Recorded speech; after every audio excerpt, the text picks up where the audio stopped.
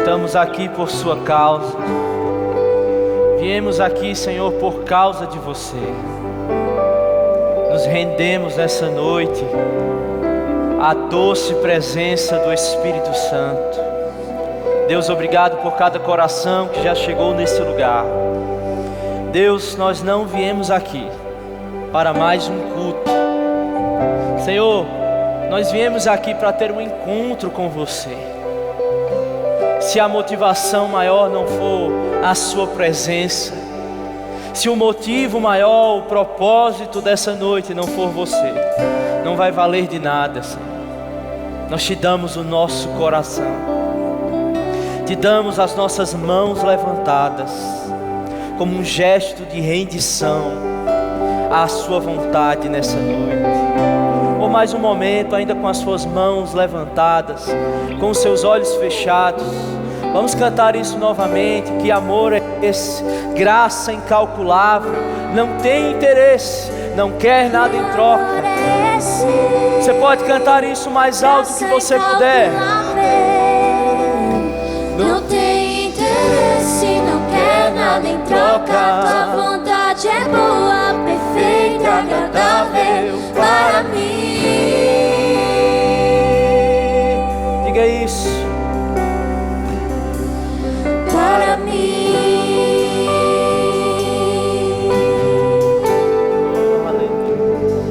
Quero conhecer-te mais, ouvir teus segredos. Não importa o preço, eu me lanço inteiro. Sei que nos teus braços existe um espaço para mim.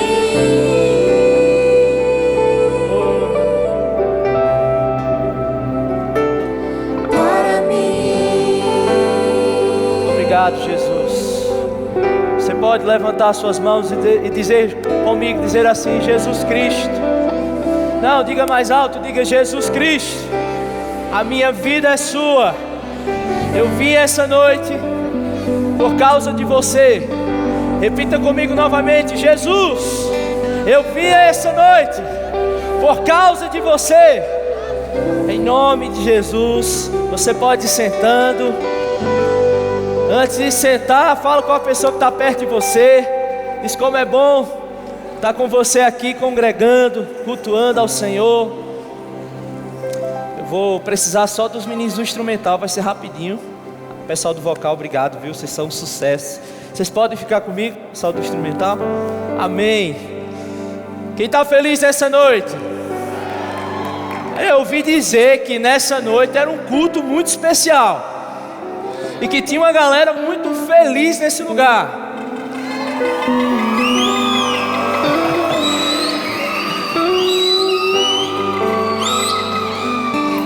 Coisa boa, gente. Daqui para o final você vai se alegrar mais, amém? Eu creio nisso. Mas que alegria estar com vocês nessa noite. Eu quero de antemão agradecer ao convite, João Gabriel, Suane, que estão lá na Conferência do Sudeste. Obrigado pelo convite.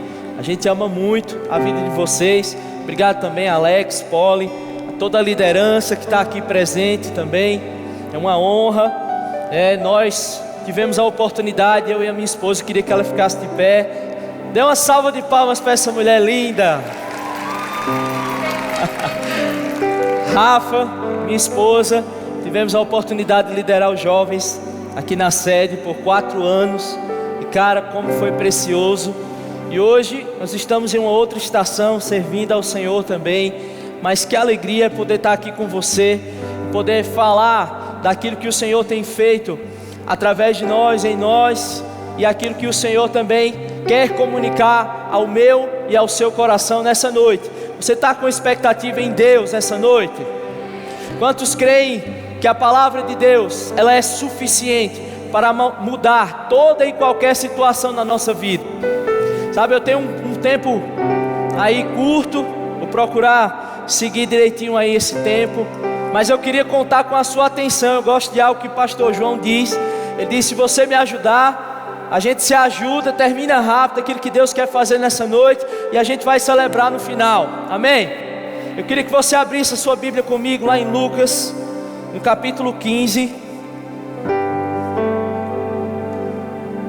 Quem ama a palavra de Deus aqui, dá um amém bem forte. Lucas capítulo 15.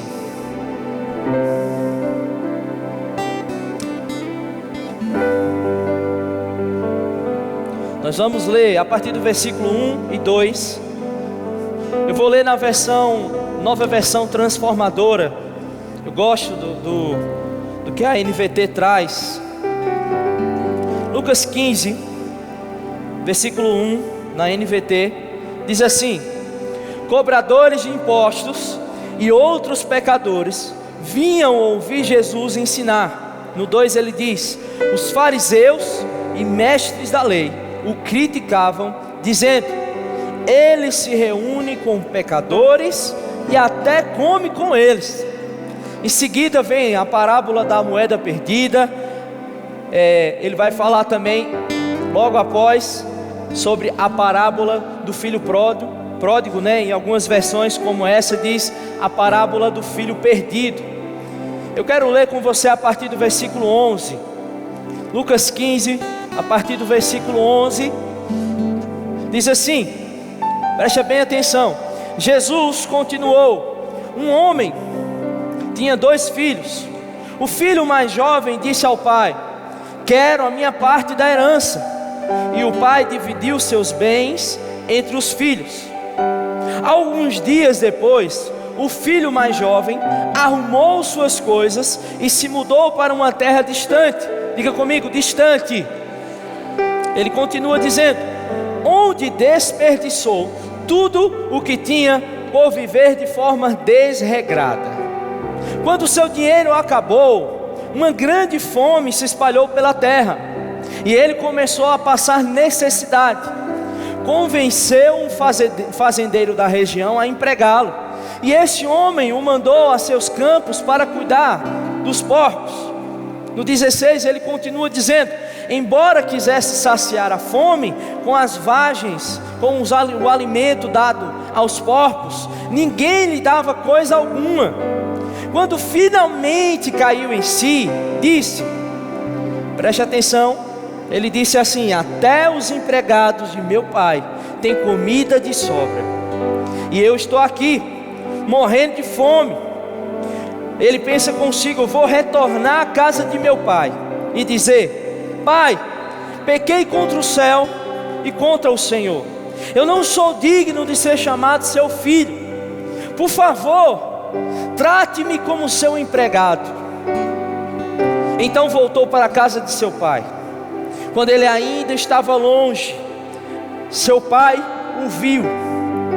Cheio de compaixão, correu para o filho, o abraçou e o beijou. O filho disse: pai, pequei contra o céu, contra o Senhor, e não sou digno de ser chamado mais seu filho.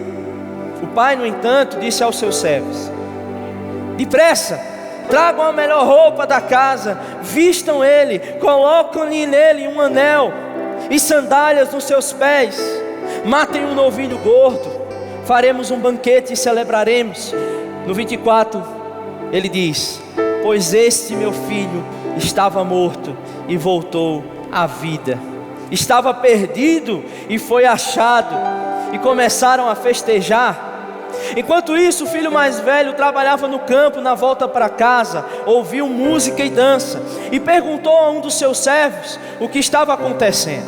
O servo respondeu: seu irmão voltou e seu pai matou o novilho gordo, pois ele voltou são e salvo. O irmão mais velho se irou e não quis entrar. O pai saiu e insistiu com o filho, mas ele respondeu: todos esses anos tenho trabalhado como um escravo para o Senhor, e nunca me recusei a obedecer às suas ordens. E o Senhor nunca me deu nem mesmo um cabrito para eu festejar com os meus amigos. No 30 ele diz: mas quando esse seu filho volta, depois de desperdiçar o seu dinheiro com prostitutas, o Senhor comemora matando um novilho. O pai lhe respondeu: meu filho, você sempre estava comigo, e tudo o que eu tenho é seu. Mas tínhamos de comemorar esse dia feliz, pois seu irmão estava morto e voltou à vida. Estava perdido e foi achado. Repita comigo: estava perdido e foi achado. Querido, aqui é a famosa parábola do filho pródigo. Nós lemos a partir do versículo 1 e 2. Jesus começa dizendo assim: aproximavam-se de Jesus os publicanos e pecadores para ouvi-lo. Publicanos e pecadores, você há de convir comigo, que não eram pessoas aceitáveis diante da religião. Mas a Bíblia fala que os publicanos, os cobradores de impostos daquela época, e os pecadores se achegavam para ouvir o que Jesus tinha a dizer. Mas eu tenho um outro público aqui que fala no versículo 1 e 2 também, que eram os fariseus e os escribas, mestres da lei, pessoas que seguiam a ordem da religião naquela época, pessoas tidas naquela época como moralmente, elas estavam tudo bem, pessoas que eram referências naquela época, religiosamente. Mas é interessante, querido, como Jesus falava e atraía a atenção dos publicanos e pecadores. O tema da minha mensagem nessa noite não é a parábola do filho pródigo. O tema da minha mensagem é os 2 filhos perdidos.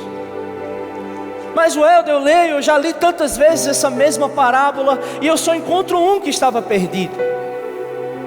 Mas a gente vai ver à luz da palavra, na verdade, que não apenas um estava perdido, mas 2 estavam perdidos. Eu li esse livro, na verdade comecei hoje. Chama-se O Deus Pródigo, de Timothy Keller. Cara, eu comecei a ler hoje, eu estou na metade desse livro, quase estou terminando. Eu quero te fazer uma indicação, se você puder, e se não puder também. Compre esse livro. Eu comprei, se eu não me engano foi na Amazon, chegou rapidinho. Estou fazendo propaganda da Amazon já aqui, ó. Compra ele, não deixe de ler. Poucos livros me fizeram chorar enquanto eu leio. Esse foi um desses. Então você precisa ler, você precisa adquirir o Deus Pródigo. Amém? Antes da gente continuar, também quero dizer que estou de azul em homenagem ao GC Catolé. Brincadeira, gente. Vim de azul assim, só foi a primeira. Na verdade, todo o meu guarda-roupa é azul. Se a Rafaela sabe. Ela veio. Tem GC rosa? Tem não? Vermelho é? Roxo, amarelo. Eita! Mas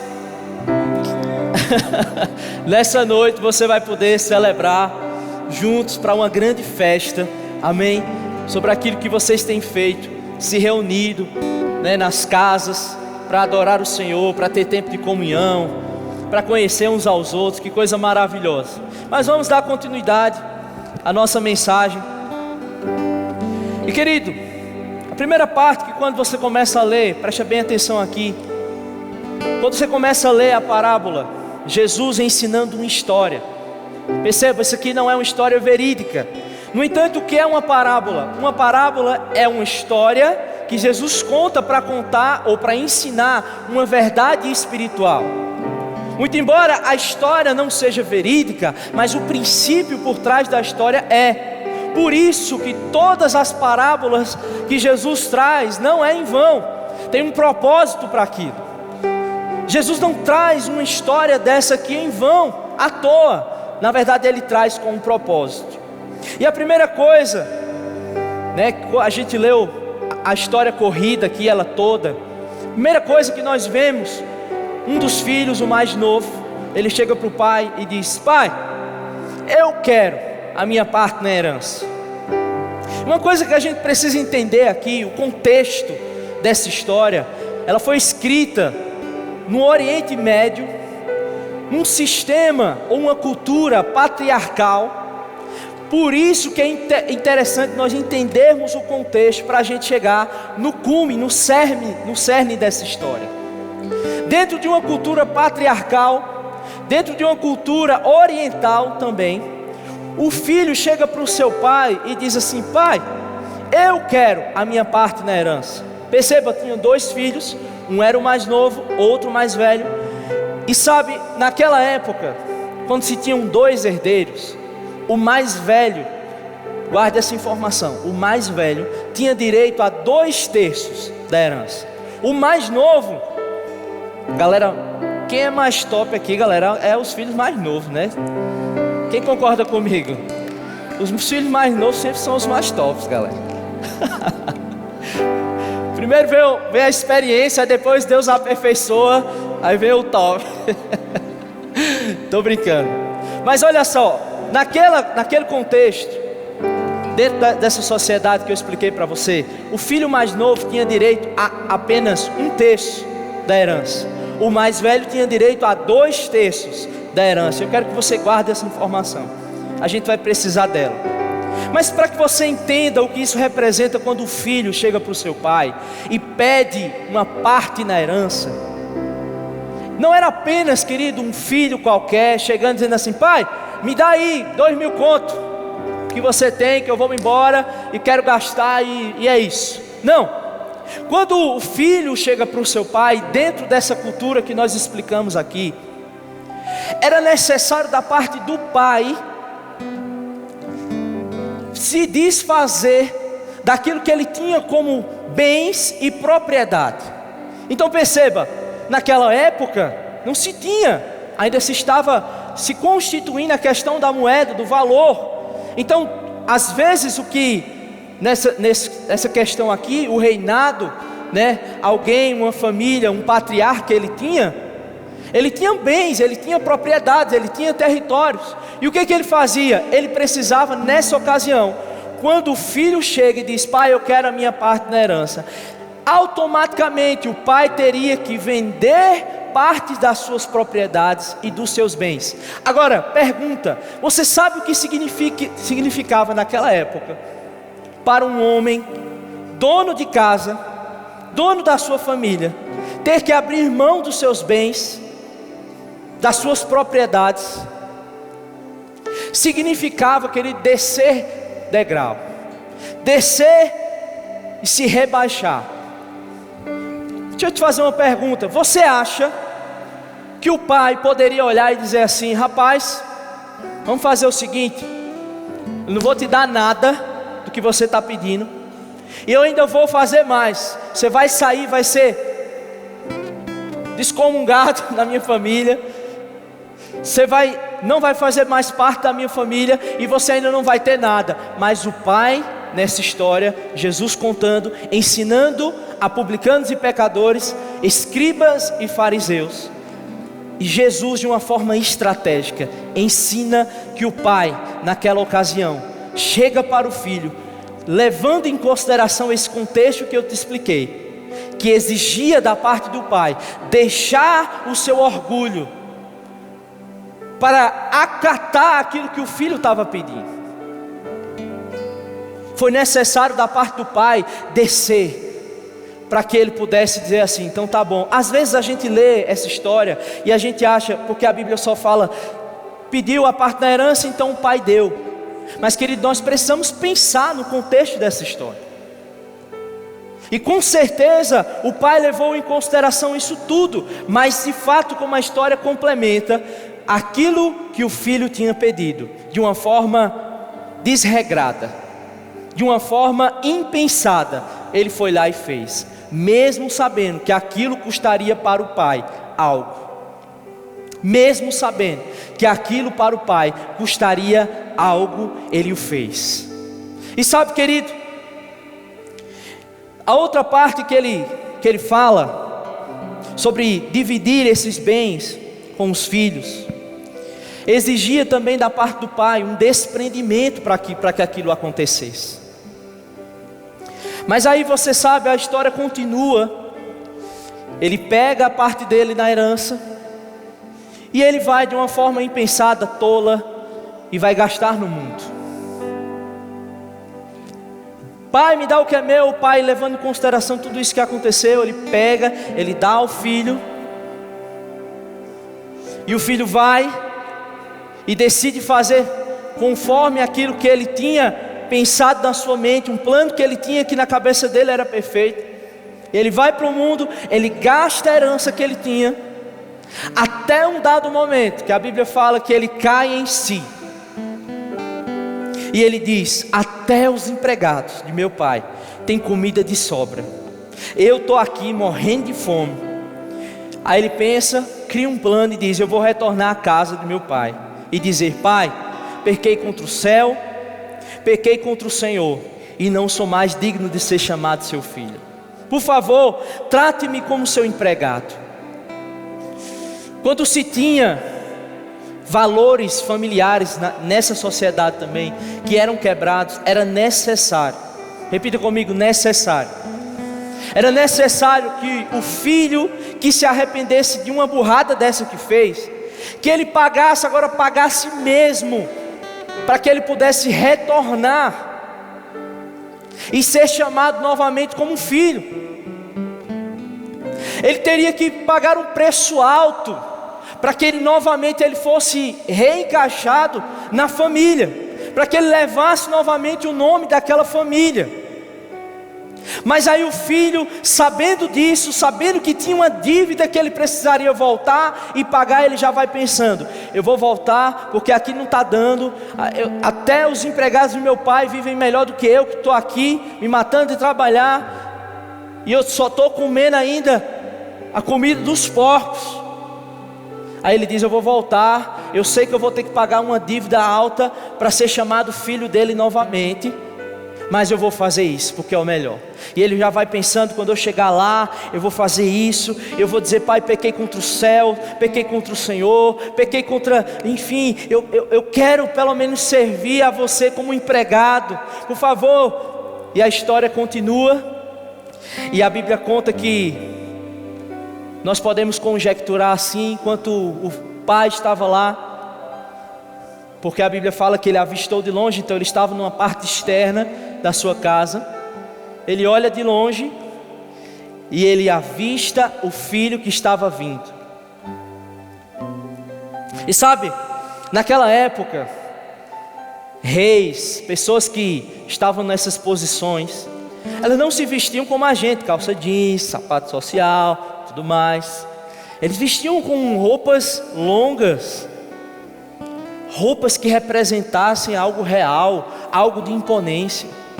E o pai, de onde ele estava, avistou de longe o filho, e a Bíblia diz assim, que o pai sai do lugar dele, e ele vai correndo até o encontro do filho.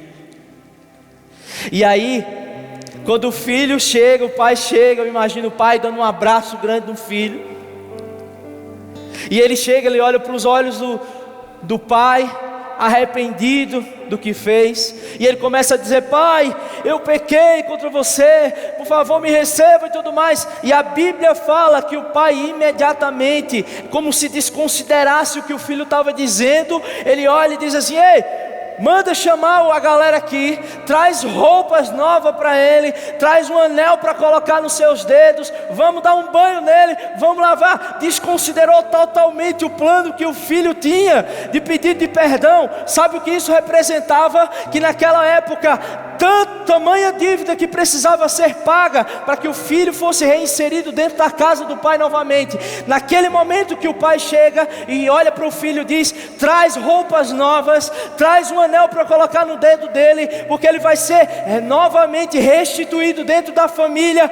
O pai estava dizendo inconsequentemente: você não precisa pagar mais nenhuma dívida, você não precisa mais pagar todo aquele tempo de dívida para ser reinserido novamente dentro da casa. E a história continua. Eles levam o seu filho novamente. Ele diz: vamos matar o novilho gordo. Sabe o que representava naquela época? Eles matavam uma vez no ano um novilho que estava sendo engordado. Para quê? Para um evento específico, um evento grande. E nesse momento que o filho volta, que o pai avista isso, que o pai se alegra, que o pai recebe ele novamente, ele diz: pega aquele novilho que a gente está engordando para um evento especial e vamos matar ele. E aí, o irmão estava trabalhando. Ele pergunta ao servo: o que está acontecendo? Eu estou ouvindo um barulho estranho vindo de lá. O filho, o irmão mais velho, olha e escuta do servo a resposta: não, porque seu irmão, aquele, sabe, que pegou a herança, sua parte da herança e foi gastar, ele voltou, e seu pai pegou o novilho que estava sendo preparado, engordado, mandou matar para fazer aquela festa. E você consegue imaginar comigo a imagem, o semblante daquele irmão mais velho? Mas queridos, vamos pensar um pouco, me permita a licença poética aqui para pensar junto com você. Você consegue imaginar que a relação desses dois, do irmão mais novo e do irmão mais velho, não era lá uma relação muito boa? E você consegue imaginar comigo que talvez o irmão mais velho naquela ocasião, que ele pediu para o pai: pai, eu quero ir embora para o mundo, eu quero gastar o que é meu. Você percebe, ou você consegue imaginar comigo, que talvez o motivo do irmão mais velho, ou talvez um gatilho que tenha se acionado do irmão mais novo de sair de casa, tenha sido porque o irmão mais velho não cuidou dele da forma que precisaria ser cuidado? Eu já estou entendendo onde você quer chegar. O irmão mais novo, a pessoa que foi lá, se desviou e volta, a gente tem que se alegrar. O irmão mais velho, quem é nessa história? O irmão mais velho talvez seja eu e você, que nascemos na igreja, que servimos a Deus, que temos vindo aos cultos de domingo a domingo, que não falta uma escala, e a gente está aqui. E eu te pergunto nessa noite: como tem sido, irmãos mais velhos, como tem sido o nosso cuidado com os irmãos mais novos? Como tem sido o seu trato? Porque a Bíblia fala que ele se encheu, e por isso que o tema dessa mensagem são os 2 filhos perdidos. Porque não venha me dizer, meu querido, que esse irmão mais velho estava tudo bem com ele. Talvez moralmente ele cumpria tudo que a lei dizia, mas diante de Deus não estava agradando ao Senhor. Diante de Deus não estava agradando a aquele que era o pai espiritual dele. Não venha me dizer que um cara que olha um irmão que estava voltando de uma vida devassa, de uma vida desregrada, e consegue encher o seu coração de ciúmes, de egoísmo, é um cara que está fazendo tudo certo. Não está, cara. E minha mensagem para nós nessa noite, querida, é perguntando: como está o nosso coração? Welder, mas graças a Deus eu nasci de novo, graças a Deus eu me converti, graças a Deus eu fui alcançado.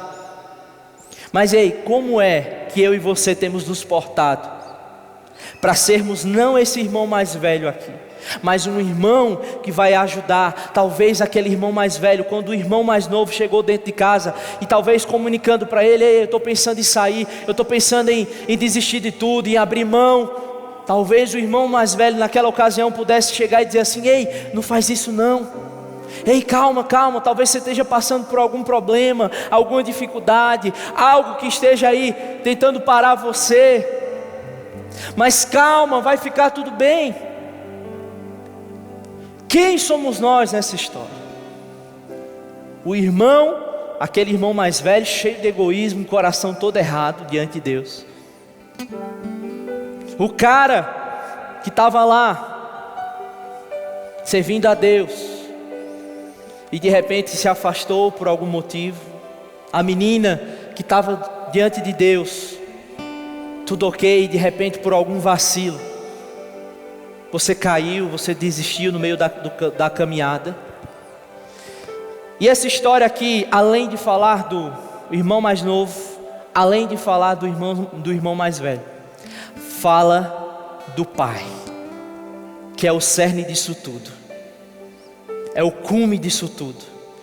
As histórias dos irmãos nos ensinam a como ser ou como não ser, mas a história do pai representa para nós a graça salvadora de Jesus, que há mais de 2000 anos atrás se entregou por nós e morreu no meu e no seu lugar. Eu contei para você, querido, que talvez esse pai aqui ele tinha motivos para quando o filho chegou e dizer assim: pai, eu vou lá, me dá a minha parte, me dá o que é meu, eu vou gastar, eu vou para o mundo. O pai nessa ocasião poderia se negar e dizer: te expulso da minha família.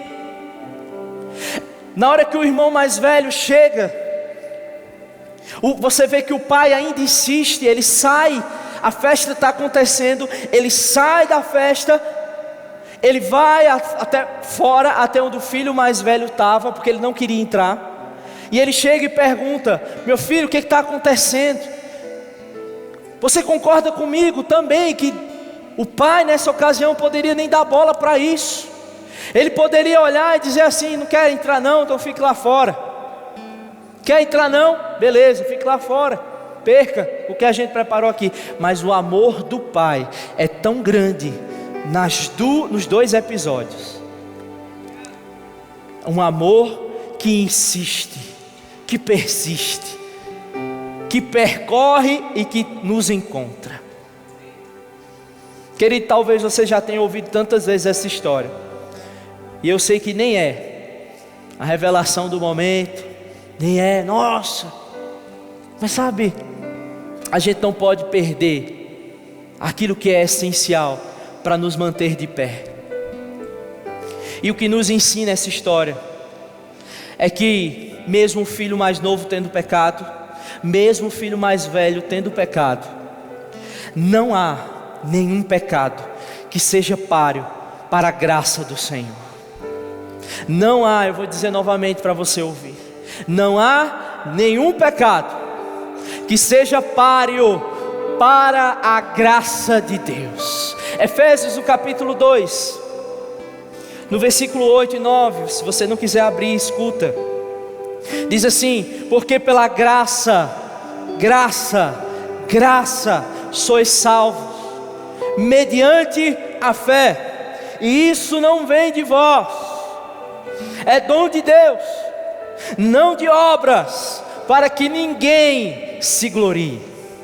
Pela graça sois salvos, mediante a fé, e isso não vem de mim, e isso não vem de você, vem de Deus, é dom, é presente dele.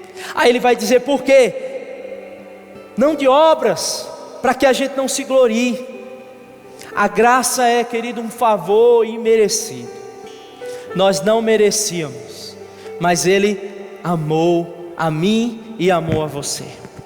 E algumas pessoas chegam para mim e perguntam: Helder, mas cara, eu dei uma vacilada, eu dei uma mancada aí no meio do caminho, e aí, Deus está chateado comigo, Deus está bravo comigo, Deus não quer nem saber de mim. Querido, isso aqui não é um aval para a gente viver uma vida no pecado, porque a Bíblia também fala que aquele que peca, que vive na prática do pecado, nunca conheceu a Deus.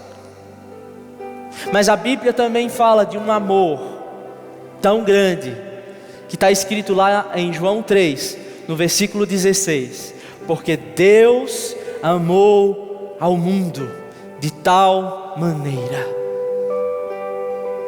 que entregou o seu único Filho, para que todo aquele que nele crê não pereça, mas tenha a vida eterna.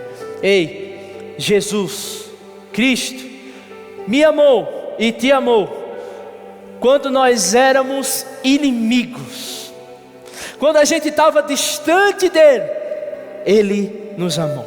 Por isso nada que eu e você façamos pode mudar uma vírgula sequer do amor dele por nós. Nada, querido, que você faça, fale, ou deixe de fazer, ou deixe de falar, muda 1 milímetro do amor dele por nós, porque ele amou a gente quando a gente estava distante. Sabe, existia um abismo que separava o homem de Deus, e esse abismo somente um sangue de um justo poderia reconectar novamente o relacionamento de Deus para com o homem. E sabe, Jesus Cristo veio na plenitude dos tempos E Ele resolveu a nossa parada. Jesus resolveu a nossa parada, meu irmão. Quando você era ainda inimigo de Deus, quando eu ainda era inimigo de Deus, Ele nos amou com um amor que não se compara, com uma graça que eu não consigo te explicar. Sabe, não é uma graça que a gente explica por meio de um ensino, não é uma graça que a gente explica por meio de uma revelação, sabe, de um homem, mas é uma graça que se experimenta. Ainda que eu tentasse te explicar, o gosto do chocolate é parecido com cacau, mas tem um pouquinho de... Eu não vou conseguir. Você precisa pegar um pedaço de chocolate, colocar na boca e experimentar, e ter a sua experiência do que representa o sabor. Da mesma forma, querido, eu não consigo te explicar, te dar um ensino, ou te convencer sobre viver uma vida que agrade a Deus. Eu só posso te dizer, eu provei, e faz 11 anos que eu nunca mais deixei de provar isso. Fazem 11 anos que o menino que estava sentado aqui, nessa área aqui, 11 anos atrás, no super sábado, redenção, pastor Sejão botando fogo aqui, e enquanto ele falava, eu ouvi o próprio Deus falando comigo. Eu era o filho mais novo, tinha saído, tinha ido distante, mas chegou um dado momento que eu disse, cara, não vale a pena. Não vale a pena. Quando eu estava com um relacionamento com Deus, eu tinha muito mais. E sabe, no final, o pai responde ao filho mais velho também: tudo isso já é seu. Às vezes a gente esquece o que a gente pode nele, quem nós somos nele. Às vezes a gente deixa que a nossa santidade se torne um troféu para levantar e dizer o quão santo eu sou, o quão espiritual eu sou. Deixa eu dizer para você algo, meu irmão e minha irmã. Não há um termômetro para medir, ou os mais espirituais, os do manto, aqueles que falam em línguas, que interpretam. Não há um termômetro, querido, e a gente não está aqui para se colocar, para dividir. Aqueles que são mais espirituais, essa aqui é a galera que está... Não. Estamos todos juntos, dependendo desse amor. Romanos 5, no versículo 5 diz: porque o amor de Deus é derramado continuamente no nosso coração. A prova não sou eu que te dou, a prova não é o seu líder que te dá, a prova é você experimentando esse amor. Como eu te disse, 11 anos se passaram e tantas coisas já aconteceram. Tivemos a oportunidade de servir aqui, de estar na liderança, saímos, fomos para outras estações. E sabe, todas as vezes que eu olho, eu paro, eu penso, eu digo, qual é o motivo de eu ainda permanecer? Eu não consigo encontrar respostas justificativas em mim mesmo. Você entende isso? Todas as vezes que eu olho, 11 anos se passaram, eu permaneci, eu não me desviei, eu continuo amando ao Senhor, buscando mais dEle. E quando eu me pergunto qual é o motivo, qual é a razão de não ter parado, eu não consigo, me perdoe, mas eu não consigo responder e dizer o motivo é esse, o motivo é aquele. Eu só consigo olhar para dentro de mim e dizer: Deus, obrigado, porque eu continuo com aquele coração do menino que saiu ao seu encontro dessas cadeiras aqui, veio, passou por esse corredor. Na hora que alguém perguntou: quem aqui quer mudar de vida, ter a sua história transformada? Eu fui o primeiro, levantei as minhas mãos, chorando igual um menino. Eu olho para dentro de mim quando eu me pergunto sobre isso, e eu só consigo observar: Deus, obrigado, porque o meu coração ainda continua sendo seu. Obrigado, Senhor, porque o meu coração ainda continua sendo um coração de um menino, que não é um religioso, não é um coração que busca performances, não é um coração que busca títulos, mas quer somente agradar a você. Eu sei, Senhor, quantas vezes também deu razão, motivo ou vontade de desistir, de soltar tudo.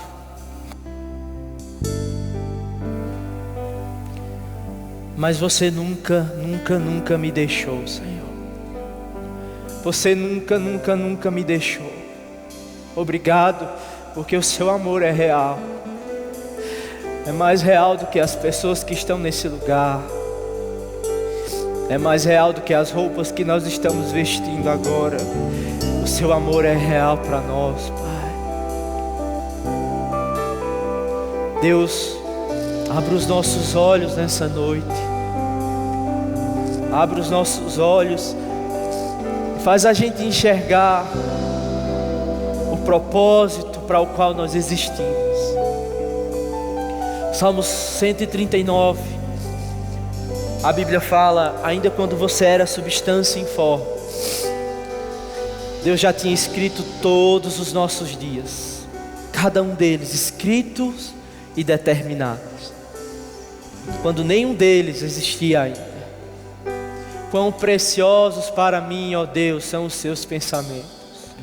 Se os contasse, contaria, mas nunca chegaria ao fim. Se eu subir aos céus, lá estás. Se eu descer ao mais profundo abismo, ainda assim a sua mão haverá de me guiar. Sonda-me, ó Deus, conhece o meu coração, vê se há em mim algum caminho mau e guia-me pelo caminho eterno. Deus, nós fazemos um voto com você nessa noite, Senhor. Um voto de te amar até que você venha, Senhor. Não importe a circunstância, o problema, nós queremos dizer que a nossa vida é sua, que o nosso futuro é para você, que existimos por causa de você. Obrigado por não ter desistido de mim. Obrigado por não ter desistido de mim. Obrigado por não ter desistido de mim.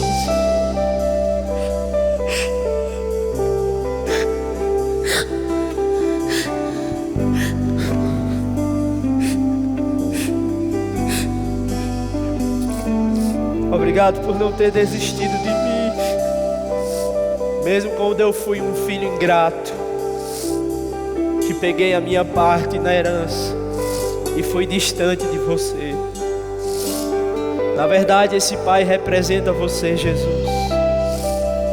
Os seus olhos estão sobre nós. Obrigado. Os seus olhos estão sobre esse lugar.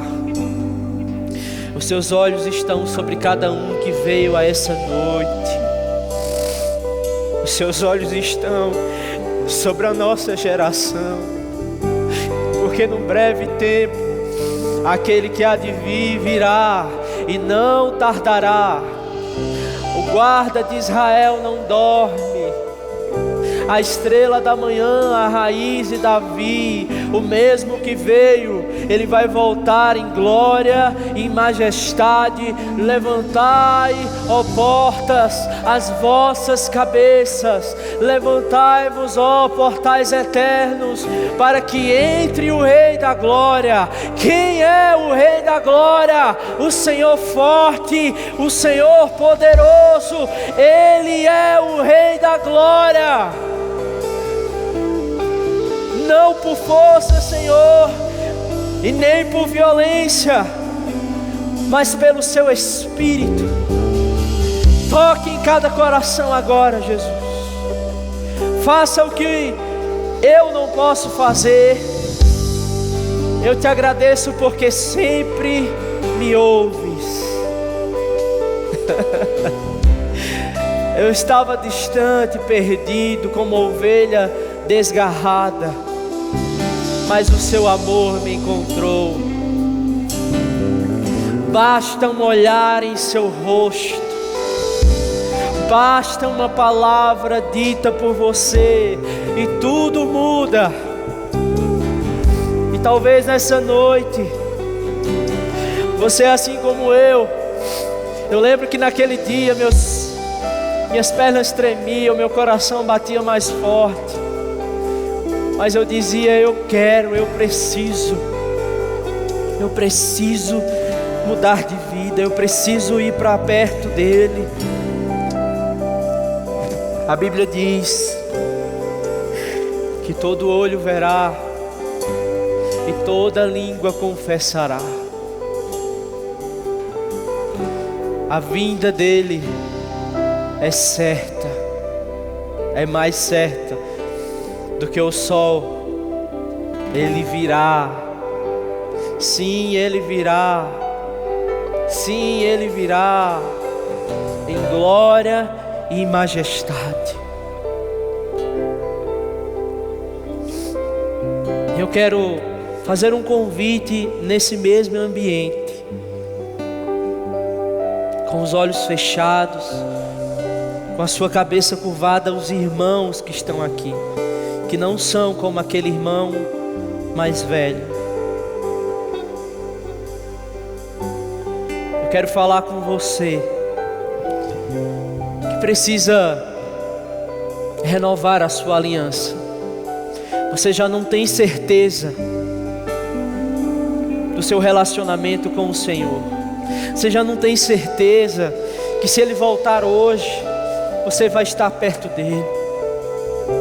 Deixa eu dizer para você, não há lugar melhor do que esse. Não há vida melhor do que essa. Não há. O mundo só tem a dar a ilusão, mas o Senhor quer te dar uma nova vida, quer te dar roupas novas, quer te dar um anel, colocar novamente um anel no seu dedo. Você nunca foi esquecido, o Senhor está dizendo. Você nunca foi esquecida, o Senhor está dizendo nessa noite. Eu nunca te abandonei, eu nunca te esqueci, eu nunca estive distante de você. Mas nessa noite, eu estou chamando você para mais perto, para um novo passo, para um compromisso renovado comigo. E eu queria convidar todas as pessoas que querem renovar a sua aliança com o Senhor. Talvez você está dentro da igreja, talvez você está até servindo. Nós não estamos aqui para julgar ninguém. Só não desconsidere o chamado do Espírito para essa noite.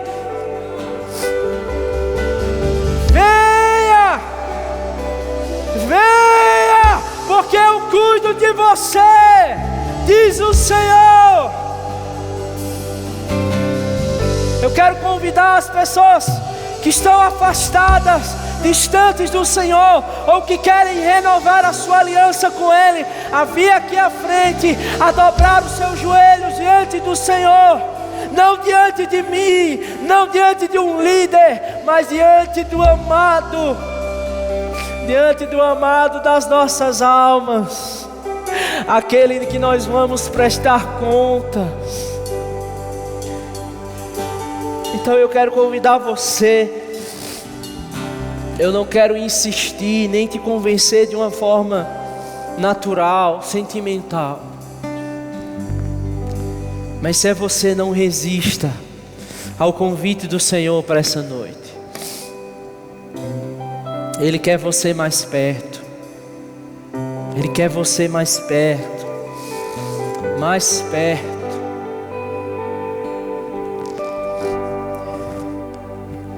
Quem é a primeira pessoa nessa noite que quer vir recebê-lo? Amém. Amém. Glória a Deus. Quero te dar um abraço. Você é tão especial para o Senhor, menina. Ah, tão dele. O Senhor nunca te abandonou, nunca te esqueceu, filha. Tão dele, tão dele.